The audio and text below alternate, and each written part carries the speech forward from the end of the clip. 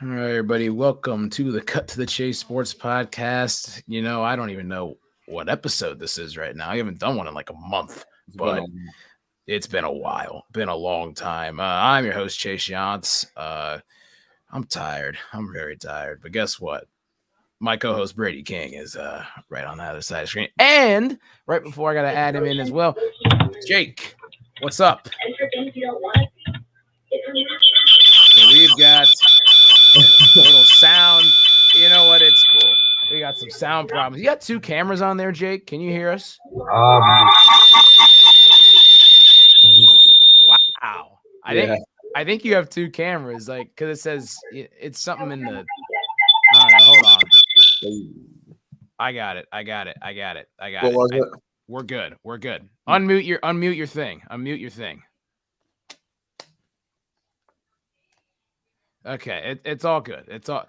That's the thing. We're shaking off the rust right now from over the last month or so. So yeah.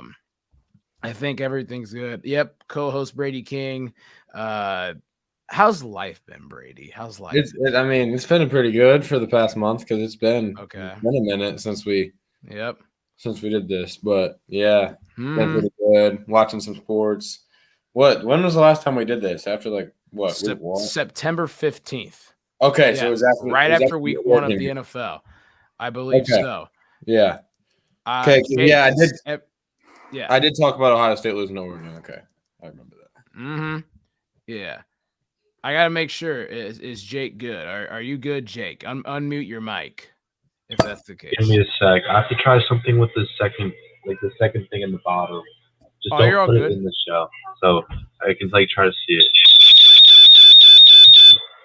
I don't know why it's doing that. Is there any other way I can view this? Oh, that you can view this? Yeah. I mean, probably on your phone. That's probably about the only way I'd probably say. All right. I want to I don't know. I'm kind of limited space. No, you're all good. You know what? We haven't done this thing in a month. You know what I mean? We're just trying to get this stuff out of the way, you know. But yeah, I kind of want to hop in to a topic right now of college football. And man, oh man, I mean, from the last time we talked about college football on this show, have the rankings changed? Wow. Yeah, it's been picking up. It's drastically. It's incredible. Off the wire. If we look at the top 10 right now, I'm not even going to go back to week one because it's not going to do any good because nothing is the same. There's no team that has really stayed. Huh? Yeah, Clemson was in the top 10 in week one. I know. That says a whole lot of these days. But we got Georgia, Cincinnati. Georgia's 1, Cincy 2, Cincinnati 2, Oklahoma 3, Bama went to 4, Ohio State climbed their way back to 5, Michigan 6, Penn State 7, Oklahoma State 8, Michigan State 9, and Oregon 10. I mean, Did we all see any of this? Did we project any of this to happen? No, we did not. No. Unbelievable. Honestly, I don't even know where to begin. Cincinnati at 2. They obviously needed some help, but this is really because of their it's because of how well they performed the past couple of years. They were put in the spot to be ranked at a high mark at the start of the season, to where if they can come anywhere, if they can win out, they have a good shot at making the playoffs for sure. Most definitely. I think with Iowa's loss, that opens up a lot for them. I agree, for sure. Ahead. For sure. Yeah, it wasn't even like the Iowa loss was. Obviously they lost to an unranked Purdue, but they got handled pretty well in their home stadium. It was a nationally televised 3:30 game. So Iowa's chances very, very, very, very, very limited now, I will say. Yeah. But they had that opportunity there at number 2. They just didn't get their job done when they needed to. So they didn't. That's the overall thing that I saw from there. The quarterback is limited. He limits their team. If they could recruit, it's tough to recruit a quarterback to Iowa.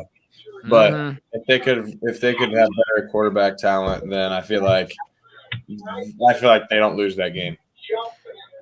Definitely. What are you guys' thoughts on our Ohio State Buckeyes? What do you guys think about them right now as they're trying to hit full stride right now with CJ Stroud back at quarterback? You can go first, Brady. Okay.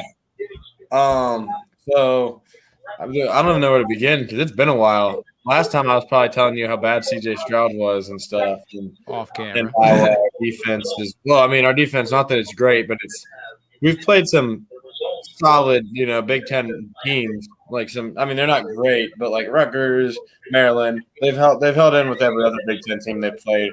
And they both won all of their non-conference games against everyone. So, honestly, this is a lot changed, but I think CJ Stroud has now put himself squarely in the Heisman race, ability to potentially become a Heisman finalist.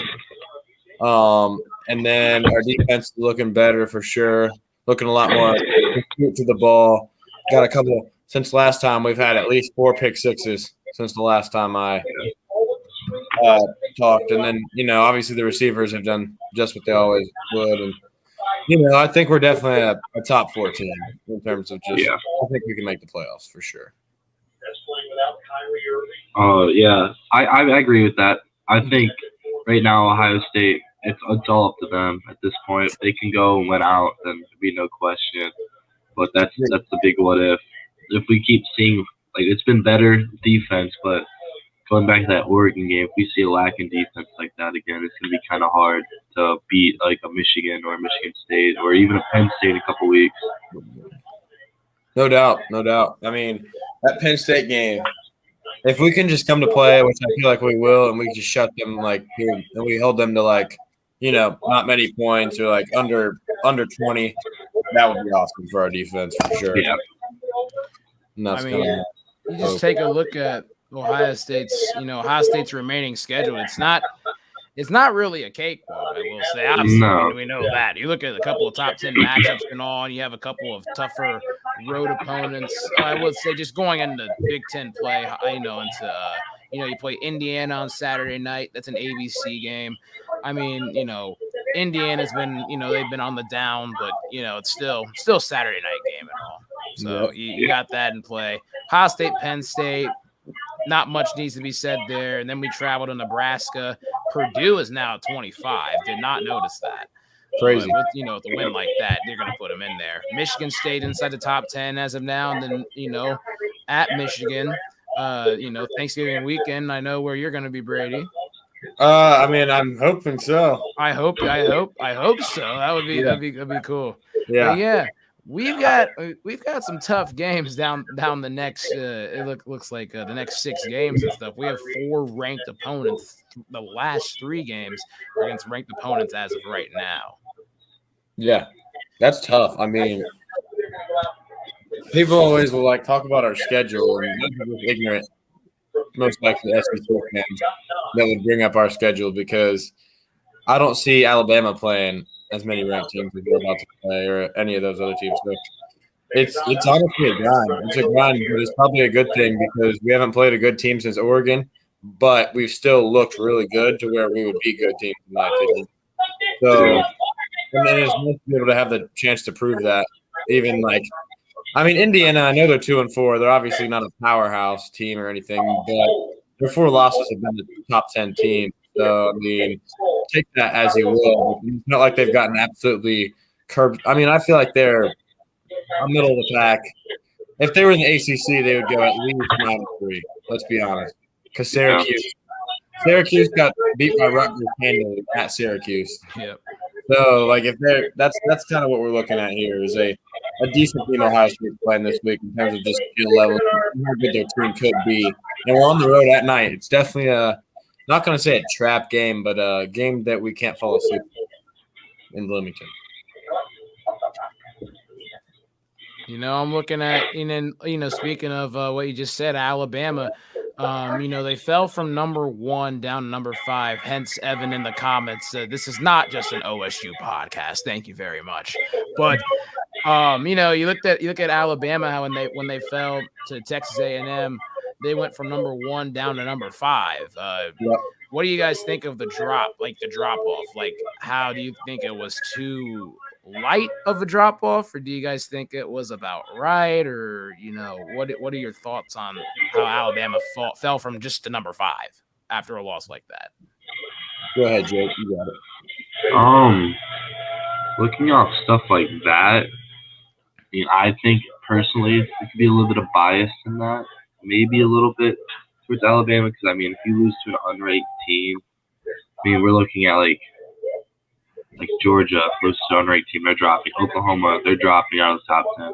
Ohio State lost to a ranked top 15 ranked team at the time. They dropped all the way down to 13th, 11th. They're 11th at one time. Yeah. Mm-hmm. Yep. And you're telling me just because of an SEC school that isn't ranked, they only dropped to 5th. That's 4th. They're still in right now. 4th. Yeah, they're 4 now. Yeah. Yep. Yeah, it's just mind-boggling to me how you can only drop that far. No doubt. That's exactly my thoughts. Is I think it's pretty biased just because it's Bama. I get it; they've been great these other years, but this is this season, and they have not been world beaters by any means. They've got their wins and they've got their good wins, but they're not. Dropping to 5 is just a little insane to me that they could be above. They're not. How could you put their loss? It was literally an unranked team, like Jake said. You should look at these things, and I get it. They were on the road. It's not like it was I'm not going to say it was an easy game. I know Texas A&M was probably one of the better unranked teams, but like you said, any other team loses to them, they drop low top 10, maybe even out of the top 10. Yeah. But keeping them square in the mix. So now, if Alabama loses another game, they'll probably drop to, let's say they're at 4 and they lose, they'll drop to maybe 8 at the time, and then they can call their way back in. So they're making a way for a 2-loss Alabama. I think they still have a very small chance. They have to go through Georgia, who I think is the hottest team in college football right now, by far. I'd agree. I wanted to bring this up. I believe I was looking at CBS Sports when I saw this. Let me look this up. Yeah. The one guy for Georgia, not for Kentucky, his name. The one with 6 fingers. I completely. Oh, I know who you're talking about. Yeah. I can't think of his name, but yeah, I know who you're talking about. That stat right there, that Georgia has literally allowed less touchdowns than that guy has fingers. Offensive touchdowns. That's crazy. We can't let that slide. We can't let that slide. That's unbelievable. The SEC historically is a tough conference. It's not as tough as the Big Ten is this year. The Big Ten's got all these ranked teams and top 10 teams, top 25 teams and all. But still, for Georgia, number 1 team in the country, they've like Jake said, they are the hottest team in the nation right now. That's why they're up there at number 1, and they had a big statement win over Kentucky on Saturday. Yep. But that defense is just straight suffocating. I've watched a couple of those games, and they just don't let anything happen. They don't let big plays happen. They don't let you take little opportunities against them. They just play, hard-nosed defense. They don't let anyone through in any type of circumstance. That they do a fantastic job of going to the ball like that. They have a prototypical defense. You got the huge, fat defensive tackles to clog up the gaps. You got the fast defensive ends, the pass rush. You've got the instinctive linebackers to run to the ball and very good blitz team. You got multiple safeties that can, they haven't really given up any big plays. And one of them was an All-American last year from West Virginia, Tyke Smith.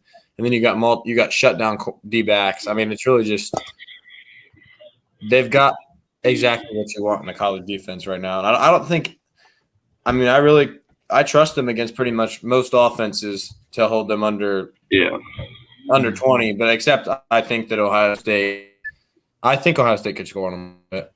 I trust them. I just don't think they could guard Mlb and with the whole game. If we played Georgia, it would be tough because yeah, I think you cut out. But yes, we understand the whole thing right there. But yeah,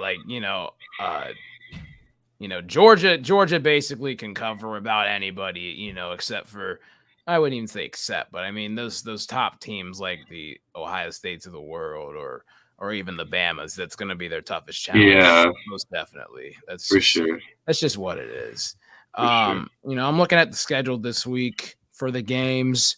There's not any like top 25 matchups. There actually is no top 25 battles between each other this week. But there are some good games to highlight, definitely. Brady, you good? You okay? Mm-hmm. Yeah, I froze for a little bit. Yeah, you did for a little bit. We were picking up what you were putting down, though. About Ohio State and Georgia competing like that. Oh, okay. But yeah, just rolling into the schedule this weekend.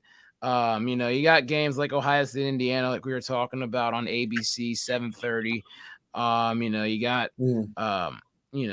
Michigan's playing Northwestern, big noon kickoff on Fox in Ann Arbor. Something to look at, like Brady was saying, that Penn State's walking in. They play a home game, though, but they're playing with their backup quarterback. That is something to look at going into next weekend when Penn State takes on Ohio State. And then you've got LSU is going. They're playing Ole Miss. Matt Corral, man. I mean, he's been playing one heck of a season this year. I got to tell you that. I mean, Tennessee.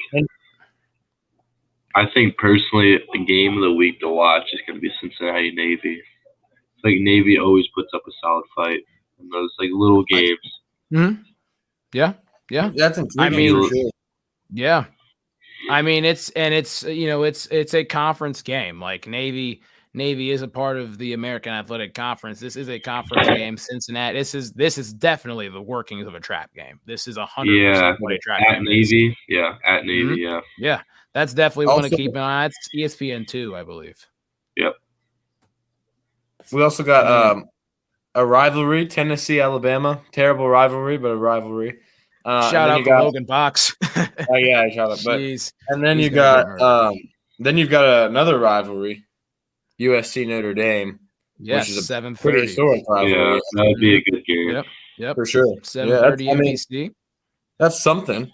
I mean, it's not a great weekend by any means, but I'm hopefully going to the Ohio State game, so I won't even have to watch the other games anyway. So seriously, you go to one game that takes up your entire day. You don't even care about other games whatsoever. That's just especially when it's a night game and you got to drive all the way to Indiana. Yep. Yeah. But there are some sneaky games right there, especially some potential upset specials is exactly what it is. Brecken in the comments, App State over Coastal Carolina. What time do these two teams play? I gotta look at the schedule here. They play on Wednesday. They play tomorrow. Oh, they play tomorrow, actually? Yeah. 7:30. Oh, interesting. 7:30 on a Wednesday. Okay, we'll take a look at that. But App State at home, though. I'm okay. I'm liking the pick, Brecken. I'm liking the pick. Coastal Carolina, to me, has the best tight end in the nation. It's 6'4", about 230. Isaiah Likely. He a couple games ago caught 11 passes for 220 yards and 4 touchdowns. And he's a monster. He's got speed. I haven't seen much of his blocking. Like, I haven't checked. I'm sure it's decent. It's good enough when you've got that type of ability in the passing game. And their quarterback, Grayson McCall, was last year. I believe he was a true freshman, and he had a great season. He's just a great quarterback. I mean, he started a lot of Power 5 programs. Yep.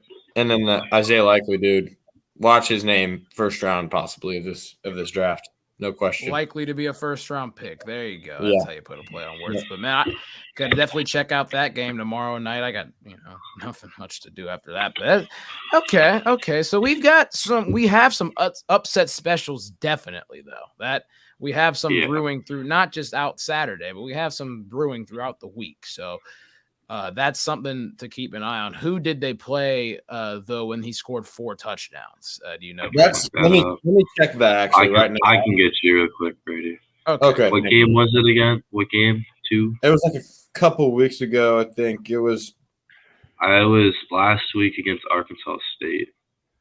Was that when he did it? 200 232 receiving yards, 4 touchdowns. Yeah, 232. I was even low.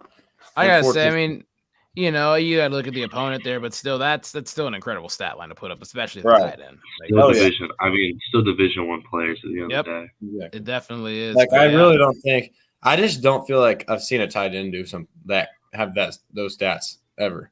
Like, I can't recall. Yeah, I've seen tight ends over 100, but that's just a rare occasion. Like, especially in college, that's a very rare. That's in general, though. Like in the NFL, you got guys like Travis Kelce and all of them that are going for, they'll go for their 150 and so, but it's tougher to do in the league. But still, like, beside the fact, Right. And I've seen Jeremy Ruckert go for over 50 like 3 times, and he's probably one of the top 5 to 10 tight ends in the nation. I mean, it's also about how much you throw to your tight end, and Ohio State doesn't really need to when you have athletes like we do. But Ruckert's great through the middle of the field. He's a good target. He's really reliable unless he gets blown up catching the ball, which has happened a couple times. And I have gotten mad. Chase Solomon got mad at him dropping the pass. I remember you had a lot to say about that. That was interesting. I was like, I will say that. I was just mad. Like, again, a lot's gone on over the last month and everything. I mean, heck, you think about like rankings. Why just that's why it's you get the picture. But rolling in. I'm gonna roll into the NFL real quick. I know Brady, you got to get off here in a couple minutes. But rolling into the NFL, it is coming up week 7, National Tight Ends Day on Sunday. I wanted to bring that up. You got guys, you got guys like George Kittle and Travis Kelce in their games and stuff like that. But you know how they do the tight end stuff, like the NFL repost all this stuff. But it is National Tight Ends Day.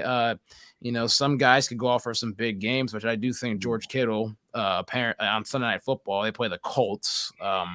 I think that he'll go off for a big game. That's beside the fact, looking at the National Football League through 6 weeks, what has surprised you the most? I'm starting with Jake. Starting with me? Yes. What is something that surprised you the most? Surprised me the most? Give me a sec. Honestly, I'm going to say the play of Justin Herbert. I think he's established himself, at least for this season, as a top 4 quarterback this year so far. I know being a Browns fan, and yes, we were hurt, but that dude, some of the throws he was making were just unbelievable, just on the money, 50 or 40-yard passes on the run, just crazy. Just the success they've had this year, them and the Raiders in that division. If you look at it right now, I'm looking at ESPN. The Kansas City Chiefs are last in that division at the moment, and they were probably 3rd favorite to win the Super Bowl, if not 2nd favorite to win the Super Bowl at the end of the year. Yep. Just shocking. Yeah. Yeah, I would say that's shocking at the end of the day. Yeah. Yep. Justin Herbert is definitely coming to his own, especially this young news career. I mean, everyone was, they were looking like, oh, just wait till next year, Justin Herbert, because he had a very, very good rookie campaign. You know how I am a Bengals fan, but I got to give all props to Herbert. That dude that dude's balled out. All right. Well, you can't blame the Bengals because no one was even thinking about taking Herbert number 1. I mean, he wasn't even an option because, no offense to Herbert, but in college, he never really – he was always good, but he never it was always that's the thing. That's the thing. You have quarterbacks, for example, this might not be this is a pretty good example, but might not be in the circumstance right now. A guy named Patrick Mahomes, he was good in college or even somewhat decent, but then, it took a year. Justin Herbert went ahead and played right away. All right. I will say after the doctor punctured Tyrod Taylor's lung, that actually opened the door. Was so unfortunate. Oh, very unfortunate. For Tyrod. Yeah. Tyrod, of course. But not the Chargers, because Herbert's quite a bit. Situation, I think you compare, that would be a closer comparison is a guy like Josh Allen, who's a stud in college. Yeah. But, I mean, if you're looking at that draft class over again, Baker Mayfield is probably the best pick that they could have made at the time, knowing. Mm-hmm. And is Josh Allen better? By far, yes. Is Baker a bad quarterback? I don't think so at all. I don't think so either. He plays his role. in the offense. He does what he needs to do to win, and he's playing through injury. He dislocated his shoulder twice this season already. You got to keep an eye on that for sure. Yeah. I will say you've heard me talk about this. Like, I will say I have been pretty critical on Baker. I got to remember some of the circumstances that they've got. I just look at the amount of talent that the Browns have, but a lot of it's injured. There's a lot of injuries on that team. I do think that Cleveland's going to rebound. That's actually been a bit of a surprise for me, but I thought that so when they were 3-1, I thought that they would have won with the same record. Okay, calm down. But on a down year, okay, same record on a down year. Yeah, chill out a little bit, bro. It is that's a little bit of a hot take right there. That is your down year. I said same record. That's a fact. Yeah. Same record as of now. You're not wrong. As of now. You're not wrong right now. Yeah. But I do think once the Browns get those guys back, just depending on when, I do think they're gonna turn it on. It just depends on how late do they get those guys back. Yeah. They'll still probably win the division if we're being honest. I would say there's a solid chance. You think the Ravens I'm winning? I honestly think it'll either be between the Browns or the Bengals. I'm not sold on the Ravens this year. I'm not sold on the Ravens. Their win looked really good against the Chargers, but it's the first game that I've really been kind of impressed with here. I'll go back and look through there. So they're 5-1 right now. They lost to the Raiders. Raiders are solid. Barely escaped the game against the Chiefs. Respect. I'll give them that. Yeah. Justin Tucker, GOAT kicker against the Lions, who the Lions are 0-6 at the moment. I gotta say they battle, but they are 0-6. Your record says that's what it is. Bill the Broncos, they handled the Broncos pretty well, 23-7. But then you look at the Colts, and the Colts are 1-4, and they had to take them to overtime to beat them. Mm-hmm. And amazing game from Lamar Jackson. I'll give him that. Amazing game. But I was about to say a dominant performance against the Chargers. But you got to look. They just lost their offensive tackle this morning, season-ending injury. Yep. He's having ankle surgery. He won't be out. He'll be out the rest of the season. So now, do I think the Browns will win the division? That's unfortunate. As of right now, probably not, unless we get healthy. I honestly think that the Bengals are looking really solid right now, all around.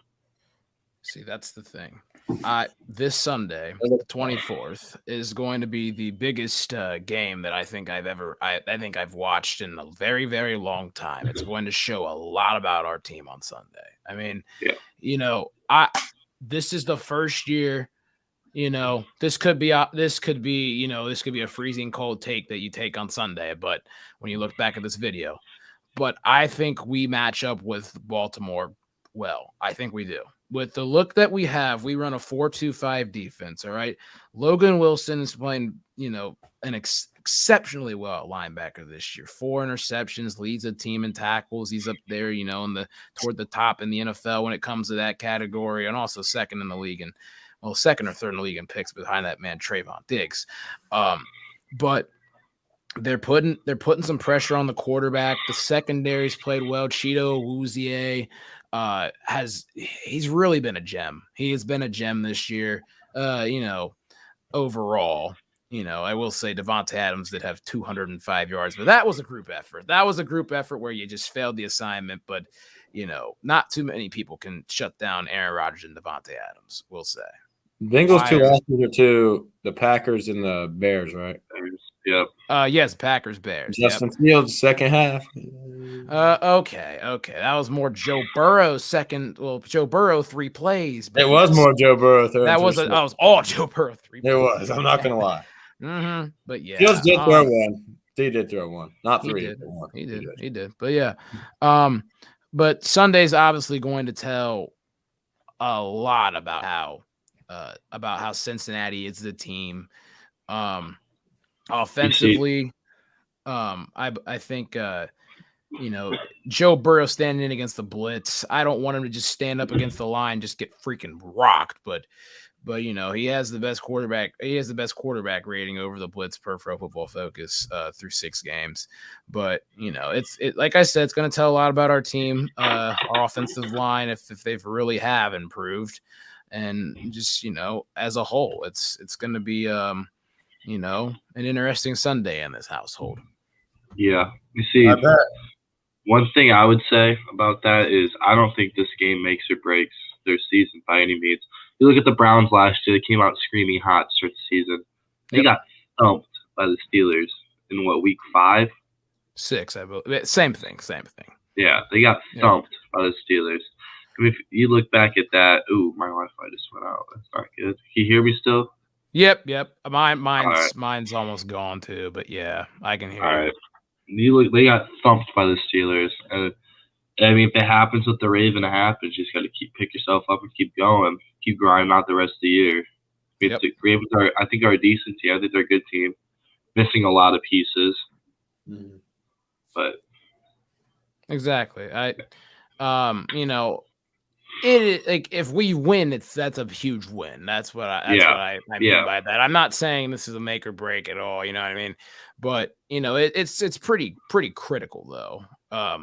Earlier season wise, it feels pretty critical, especially what Bengals fans have seen the last 5 years, of course. But that's just kind of how you think when when you've been bad for 5 in a row and all that. But yeah, another topic. I think my Wi-Fi is gone. I hope both of your guys' Wi-Fi is gone. Bear with me. But I haven't really touched on the NFC yet. But I want to say in the AFC one more time. The Chiefs. What's wrong with them? I think I know the answer, but what do you guys think's wrong with the Kansas City Chiefs? At the end of the day, it's their defense. Yeah, their offense can't afford to put up 40 points every game to win. I mean, no offense can do that in the league. Like any offense, not be able to do that, no matter what. So I don't remember his name. Is it Sorensen? The safety. Daniel Sorensen. Yep. That dude gets burnt. He's like, what's his name from the Browns last year? Like, Sendejo? what's the dude? Yeah, he's like Sendejo all over again. Oh, gets burnt, gets beat in the secondary all the time. Anytime it's a big play, you're like, oh, there he is. I'm pretty sure I've seen 3 pictures of Tyrann Mathieu with his hands up in the air. Yep, hands up in the air. Sorensen getting burnt in 3 different frames, 2 from the Bills game. But yeah, that defense has more holes than a block of Swiss cheese. It's unbelievable though. I mean, they have a Chris Jones that they put in the middle, and what else? That's the thing. They got to go out and do something. All right, they got to go out if they want to keep competing. They are 3-3 right now. I don't think it's entirely time to panic, but and Mahomes, they got back on track, 400 yards, about 400 yards this week, but here's something that I kind of took away from Patrick Mahomes and all. He has so much time to throw, he's kind of stepping up in the pocket, trying to make plays and stuff like that. His receivers look like they're having some trouble getting open, but then, Mahomes is just pump, and then he throws like a missile. And then those guys, they're just assuming this to be a routine type of play. And they're just, I've seen a lot of times is the drops from some of those guys, not normally, Kelsey or Hill, but the drops from those other surrounding pieces. Who are their other surrounding pieces? There's McCall Hardman. There's DeMarcus Robinson. There's Pringle. There's, Jody Fortson, the other tight end. But those guys are having mental lapses when it comes to catching the football routinely. That's just, what I've noticed. Like, guys are trying to, make a play before catching the ball. They're catching and turning and like running, and without the ball, they're not concentrating. They're worried about getting hit and all that. And Mahomes is just kind of back there, just kind of, spamming some type of key or whatever, just waiting to throw, and then throws a missile. So it's just a little bit of everything, but that stuff's fixable. The Chiefs stuff on the defense, I mean, it's got to be somewhat of a overhaul type of game plan change and scheme and all that. They got to do a lot when it comes there. Yeah. Yeah, that's all I got to say about them. The NFC, looking at the NFC, Cardinals are 6-0. 6-0 at the moment. They're good. They're legit, question mark? I'm holding them as your Super Bowl favorites right now. At the moment, I would say that's my Super Bowl favorite. Kyler Murray is just having an absolute not historic year, because he's not at that level, but he's just playing out of his mind, out of his little mind. Dude's so small. He is small. Yes. Funny watching him scamper around and just it looks like a little baby running around out there. It really does. That man's got a rocket of an arm, though, I will say. I mean, and a Heisman Trophy back at his. And yes. Mm-hmm. But yeah, I mean the way that they play, they let Kyler do his thing. Running backs wise, you got James Conner, seems to be kind of revitalized, but also they have, the opposite power of Chase Edmonds as well. Yeah. And then receiving core. We got to look at that receiving core. You got D-Hop, who's top 2, top 3 in the game. Yeah. AJ Green, as he looks revived. Christian Kirk has been great in this. Rondale Moore as well is like their 4. I mean, they're playing a lot of spread look and all that, which is just getting all of those guys touches. That's just what it is. Cliff Kingsbury has dialed up something. He's had a vision the last couple of years on what he wants. He wants to open it up. He wants, to play fast and, put their foot on the gas pedal. And they do a great job of that. And their defense as well. They've gone out and restructured some things. They went out and got a veteran, veteran on the field, but also off the field in JJ Watt, Buda Baker has really stepped up. Chandler Jones has always been there. I mean, he's always been there when the team needs him and all that. But as a whole, Byron Murphy as well in coverage. That's been a big name over the last couple of weeks. But the Cardinals have seemed to put something together right there. Michael Bidwell, Steve Keim in the front office. They know what's going on out there in the desert, and I applaud them for that. Yeah. Mm-hmm. As my time, since I have intramural basketball tonight, very serious task. I understand it is. Yeah. So as my time comes to close tonight, one thing I want to talk about is just Mlb Playoffs right now. Absolutely insane game coming out of the NLCS right now.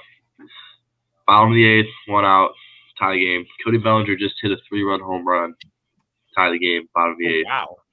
So that Dodger Stadium right now is electric. Oh, yeah. And last thing I want to touch on is Boston Red Sox at the moment are hitting the absolute cover out of the baseball. There's a stat I saw this morning that Kiki Hernandez has more home runs and strikeouts in the playoffs. That's just absurd. Yeah, he's hit 5 home runs in the playoffs. Struck out 4 times. 5-3, right? Jeez. 5-4. 5-4. 5-4. Let me look at the box score right now. Still, that's my God. Kyle Schwarber went yard. Man, the Red Sox are really putting it out there. Jeez. Yeah. The Dodgers look like, the Dodgers trying to battle back and all. Okay. But man, that's something you got to pay. This is the thing about sports in this time of year. You think about it. We are not even talking about this tonight. The NBA's back. Then you got playoff baseball, football for both the National Football League and college football are hitting full swing. I mean, this is what a time to be alive, honestly. Yeah. When it comes to, you get to October and all that stuff. You think about it. This is a great time of year. Great time of year. Yeah. In the NBA right now. Yeah, I'll give an update here. NBA right now, Bucks are up 73-64 on the Nets. The Bucks were controlling this game pretty early. James Harden has 15, 4 rebounds, 3 assists. Kevin Durant 14.6 rebounds, 4 assists.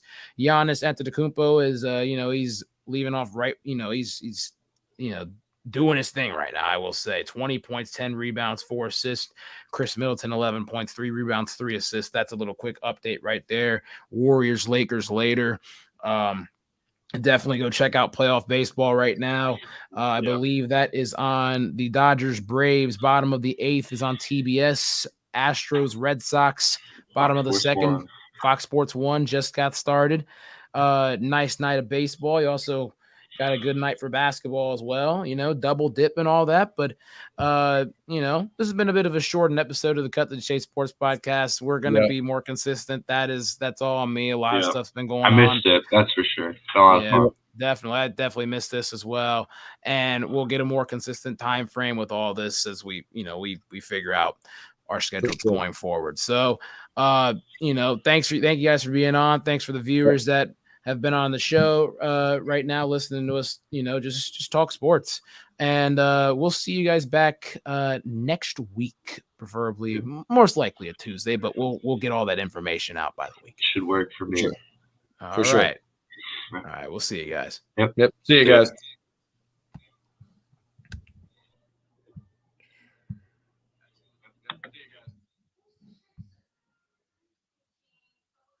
My Wi-Fi is not working. I can't end the broadcast. Shoot.